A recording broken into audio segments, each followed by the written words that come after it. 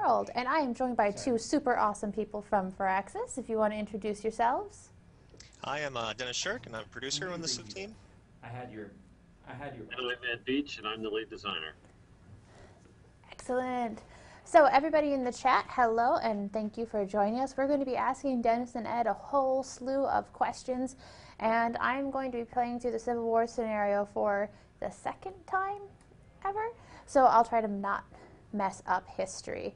In the meantime, the first thing I want to mention is this fantastic Polygon article that came out. And Dennis and Ed, you can speak to this a little bit because you were interviewed extensively. It really goes into what goes into choosing the civs that are in an expansion pack like Brave New World. And, you know, everyone should head over to Polygon and check out the article. But do you guys want to talk a little bit about your experience being interviewed and what you did for the article? They actually went through a lot of really cool stuff. We kind of pulled back the curtain a little bit in terms of what goes into the leader pipeline and why the leaders take so long to make, the steps you have to go through.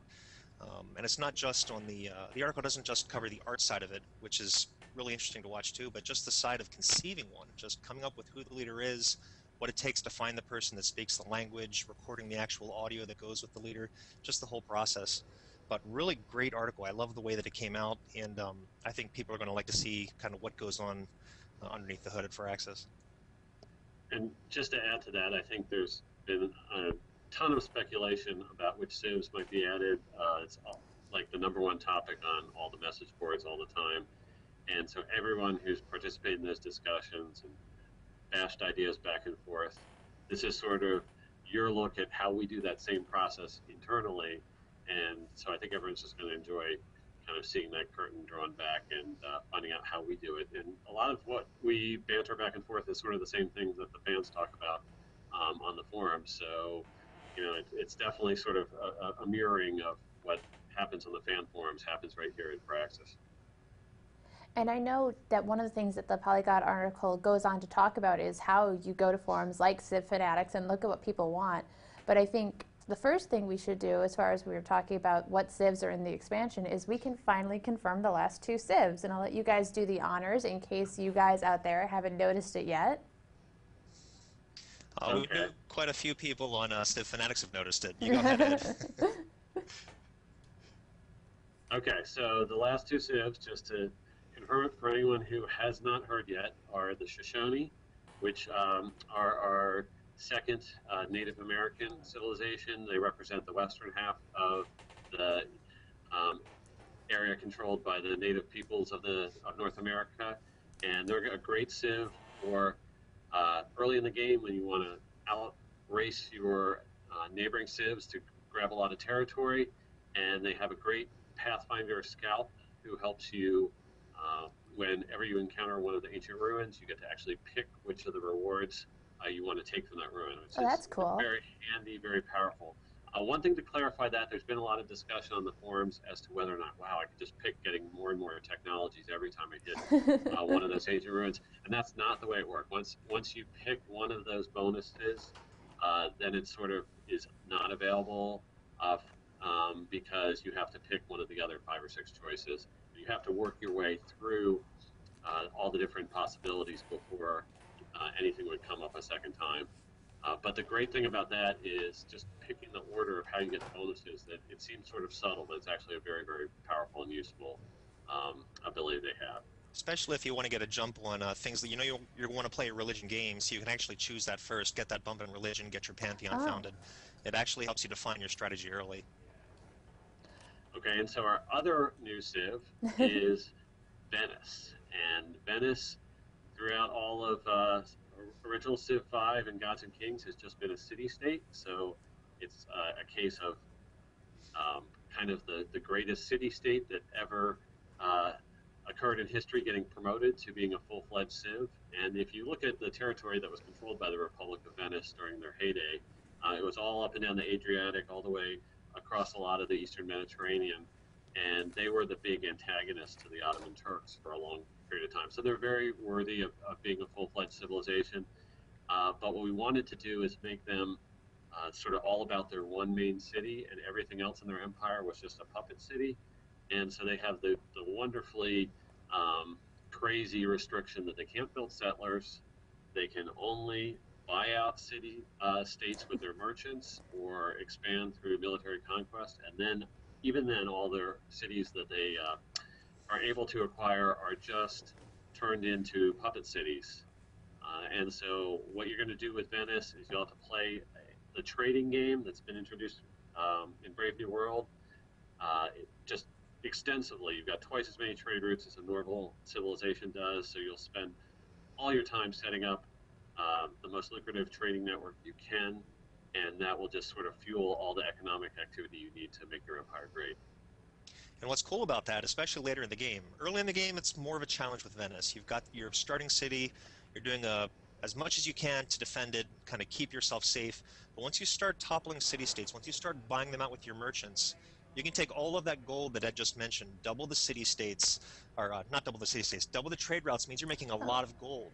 And with that gold, you're going to be able to field armies very quickly because they have the ability in any city-state that they now own, they can buy units, they can buy buildings. So they're basically just buying outright anything that they need to start on whatever path they want to go in. So it makes them very dangerous later in the game. Ed was playing in a multiplayer game with our QA team the other day, and the first thing he did was focus right on the guy playing Venice because he knew he had to squash him early, because if he didn't, Venice can get very strong later on. And I think it was like, what was it, turn 16, and they were really upset about that. I got a Hun battering ram from a goody hut on turn 2 and just had to use it on something, and Venice was the first city that I ran across, and it got a little ugly there. The QA department still wants me to get online with them so they can get a rematch, but so far I've been a little busy for that, but at some point they'll get me. I'm sure that there's a lot of playing back and forth over at Firaxis, and I'm just looking at the chat, and people are very, very excited about Shoshone and Venice. And for people who are just joining us, this is the Community 2K live stream of Brave New World, and I am Kate Dissler, and eventually you're going to see my name down here, and I'm joined with Ed and Dennis from Firaxis. And to be fair, it is actually really early where I am. Like, it's around lunchtime for those guys. But from where I am, Mar, our tech guru, and I have been here since quite early.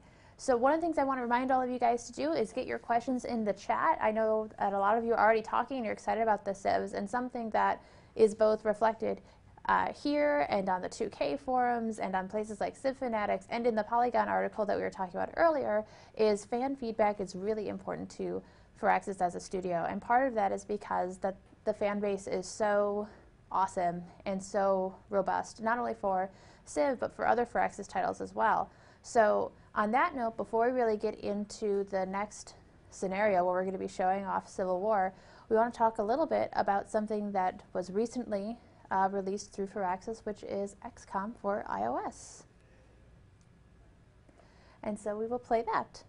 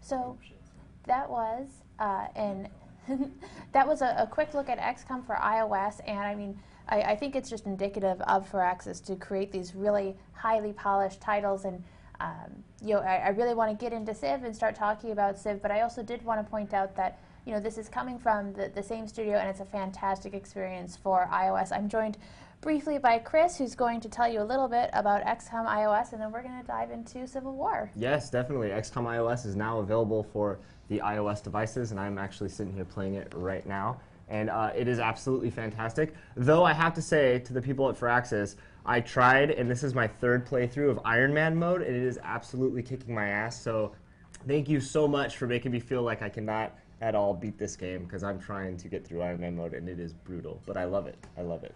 Have you run into any bad consequences from playing XCOM iOS? Oh yeah, so what I like to do is I like to name my entire squad after my fiance and her parents and my siblings. So it's really simple for me. I throw my sister out there in the danger first, and that's my consequence. She's been shot in the head a couple times and she's down by the alien. So those are kind of the consequences I have to live with. I feel guilty. I'm on a plane ride, my fiance might not make it on that playthrough. So these are the kind of things I do to add extra pressure to myself, but it's kind of the fun of making your decisions and going, oh, I should have moved him here, or I should have put this soldier in Overwatch, and just all the decision making that you have to make on the fly, all the strategy is really, really fun.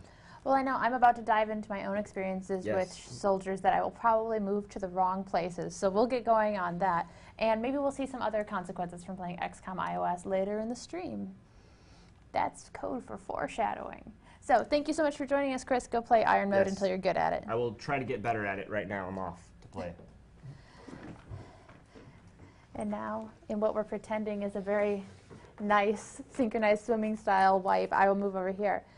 Okay, so we are going to move over to a screen so that you can see my screen. Mara is going to do that with magic. And we are going to be playing the Civil War scenario. So Dennison, what can you tell me about what kind of went into designing this scenario? Oh, I've been bothering Ed for a very long time to do a Civil War scenario. Back in my high school days, I was actually a crazy Civil War reenactor, and we played Civil War tabletop, the whole 9 yards, lots of miniature games. So I don't know, Civilization, just the engine, is suited for something like this. So he finally went around to actually getting something designed and doing it, and I was very excited about that. This is my kind of scenario here. It kind of is reminiscent of 1066, where you have a pressure cooker type of scenario where you have a certain amount of time before you lose the support of your people, so you have to kind of win and win quickly, and that's right up my alley. And Dennis knew that I had worked on a whole bunch of Civil War board game designs, and so I sort of couldn't say no to this. He knew what my background had been there, and so as soon as we got a chance, we knew that this was one of the scenarios we were going to definitely roll out for Civ 5. And what are some of the tips that you can give people? And by people, I mean me, because for people in the chat, this is one of the first times I'm playing through this scenario, and part of the fun when I'm playing through scenarios is learning just the different strategies, especially since I'm more of a novice Civ player. I find that it's a really fun way to check out some technologies and check out some units that I might not have run across in my big open world style playthroughs. So what are some, without giving spoilers away, especially to the people that are more adept at it, some tips to this particular scenario? If you're playing the South and you find yourself fighting up Little Round Top, just keep at it. They're going to run out of ammo. Trust me on this. Ed gets it. Dennis is putting out his Gettysburg references because everyone out here in the East we're all geeked up because next week they're doing the 150th anniversary reenactment of the Battle of Gettysburg. There's supposed to be 250,000 people showing up reasonably near where Dennis lives up in Pennsylvania to kind of take over the town for the day. So it's getting a little crazy with Gettysburg-esque or Gettysburg-themed stuff right now. As far as tips go, I think one thing to keep in mind is the scenario sort of plays very differently than the regular Civ game does because although you do have to worry about science and technology and how you're pathing through there, a lot of the complexity of the game, like what you're going to choose to build, and a lot of choices in terms of your building in each city have been stripped down for the scenario, so you really are just focusing on building the army that you need to take on your campaign and go after the opponent on, who's going to be either swarming you with infantry, or maybe they're going to build a lot of cavalry or whatever. Whatever you need to thwart them, you want to just focus on those types of troops. Artillery is very, very useful in this, as long as you can keep it protected. I know a lot of people build their strategies around massing enough artillery, but there are limits on how much artillery you can build based on how much iron you have, and you might want to use your iron for your naval units. So there are a lot of trade-offs people will see, but it's kind of a nice way to really look at the Civ combat engine without having to look at some of those other things like culture and diplomacy that are sort of all over the rest of the Brave New World expansion pack. That is all good advice. I mean, for those of you that are watching me while we're listening to them, I mean, you guys make it sound so easy and so good, and I'm just sitting here watching as I lost major troops, and oh, now I just walked into a major defeat. It said major defeat, and I decided, maybe they were kidding, and no, not kidding. That was not good. My poor troops. So, I mean, you were talking a little bit about the Civil War reenactment, and I know that history plays a big part in a lot of Firaxis titles. Not only is it mentioned in the Polygon article, but there was a Kotaku article about, how Sid Meier's was working on the Civilization series and how history plays such a robust part in the design. Why is it that you find history so compelling, or what is it that you guys have done to make that history compelling as part of gameplay? As I sit here ruining history.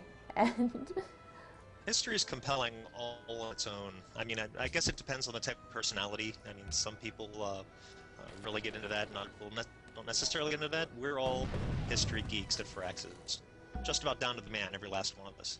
And the thing that makes a game like Civ so compelling, what Sid managed to dig up when he made the very first one, is the ability to change history.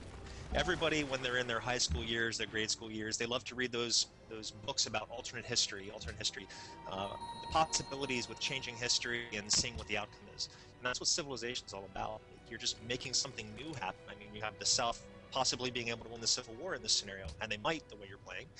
But that's what makes this game so great, and anything can happen.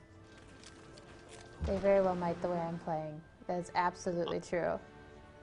One couple of tips I can give you based on my playthroughs with this. It's a lot of fun to go taking your cavalry and Jeb stewarding through the fog, trying to find the enemy. Mm-hmm. And usually what that means is you'll give one huge move order, and you move straight down into the middle of a pack of enemy. And you want to be very careful when you're moving your cavalry around. Very useful for rolling back fog and really exploring the countryside, but you'll find yourself in trouble really quickly. And also, as the U.S., don't neglect the Northwest. It's sometimes very easy to just take your army from Washington, go straight south, get Fredericksburg, and then you're going to suddenly see this Goliath of a Confederate army come out of the fog in the Northwest and start ripping your northern cities up. So you have to balance that a little bit with the time that you've got. Yeah, I'm kind of just headed towards Fairfax and rolling the dice, and I've got some other guys exploring because I just kind of rush into things, and I'm finding that maybe rushing in isn't exactly what happened. I don't think that's what won the war in real life. I think there was a bit more planning. So while I'm sitting here trying to figure out my plans, Ed and Dennis, some people have been asking questions, and I have a couple of questions prepped from Facebook. And of course that piece of paper fell just out of reach, but I have it now. Magic. So for the two of you, Patrick Reading asks, what benefits does tourism give a player that isn't going for cultural victory? And this is something that I've seen coming up a lot on the forums and on Facebook. So what can you guys tell us about the benefits that tourism gives other than cultural victory? Okay, well, tourism really is sort of a statement as to how influential your civilization's culture is with the rest of the world. And yes, you need that to get to the cultural victory, but you're also going to need that to sort of keep up the self-esteem of your people and your civilization. You want to make sure that they don't start looking over at the neighbors and say, well, wow, that, France looks like a really interesting place to live. Maybe I'd rather live there. So if you don't produce enough tourism, basically if you don't produce a great enough culture in your empire, what's going to start happening is your people are going to be unhappy. They're going to start looking to some of the other cultures in the game, the other ideologies that are being followed in other nations, and you might have the effect of starting to have dissidence and civil resistance forming inside your empire, and that unhappiness is going to be sort of a drain on everything you're doing. You won't be able to go into golden ages. If we've changed all the unhappiness penalties, we've made them more severe, so you get below 0 happiness now. you're going to have a lot harder time. You start immediately getting combat penalties. The rebels that were only possible previous to Brave New World at really low levels of unhappiness, they start earlier. And if you get unhappiness at a level of 20 or below, your cities can actually flip over to other empires. So happiness has a lot of new implications. We've rebalanced the way happiness works, both for the player and for the AI. The AI used to get pretty large bonuses for how much happiness they got on higher difficulty levels, and those have all been scaled back. So everyone's playing kind of a very involved game to try to keep their empire happy, the AI and the human player. And if you ignore tourism, that game gets turned right in your face, and your people start making life very difficult for you. I can just imagine what oh, hang on. Alright, quick update on my end. Gentlemen, a Confederate blockade runner sneaked by the coastal securities and is destined for Europe. Its cargo of cotton will bring 350 gold to the Confederacy. Well. Uh-oh. Yeah, important safety tip. That's where you want to really have your fleet ready for that, because you're basically funding the Confederacy's ability to get more troops, more victory. You want to try to snag those. If you see down all the way at the south part of the map, you have a little outpost called Fort Monroe, and that was the Union's fortress that they used to kind of stop the blockade runners from getting out of Norfolk and Richmond. And so if you can find any of your frigates and send them down to Fort Monroe, they can intercept those blockade runners, but I'm not sure where your frigates are right now, so it might take you a couple turns to get them down there, or you can just build some new ones. They are not near cotton. They're not where they should be. I've got, if I was being judged on happiness, it would not be good. I've got some decisive victories coming up. We could turn this around. It's going to be okay. It's going to be okay, guys. Maybe. I might be mistaken, but I'm pretty sure you haven't taken your first city yet. Give me time. I'm thinking. I'm considering my options. One option is taking cities. Another is not taking cities. I'm more exploring that option right now. So I think you're going to get the McClellan achievement. What's that? I said I think you're going to get the McClellan achievement. That doesn't General sound McClellan good. was one of the early Union generals, and he had a habit of parking the army and not actually doing anything with them.